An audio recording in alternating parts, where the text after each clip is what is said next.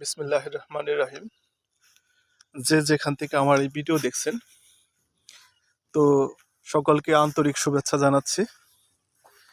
তো দেখাই যাচ্ছে এই আমি এখন আছি ভুট্টা ক্ষেত, এবং কি সাথে মানে পালন শাক যেটা আমরা বলি, তো সেই শাক মানে ভুট্টা, এই ভুট্টা সারি সারি ভুট্টা, এবং কি সাথেই হলো এই পালন শাক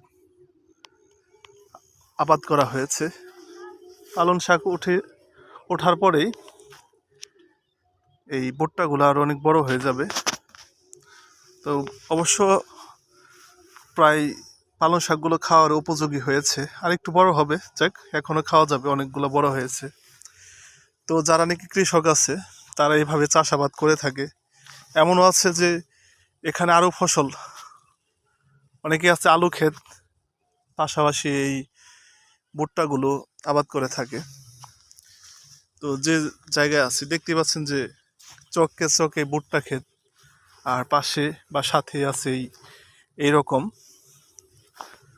এই শাকসবজির ক্ষেতগুলো সাথে। তো খুবই ভালো লাগে, প্রাকৃতিক পরিবেশগুলো খুবই সুন্দর লাগতেছে। তো আপনারাও যদি গ্রামীণ পরিবেশের উপভোগ করতে চান, অবশ্যই গ্রামে আসবেন।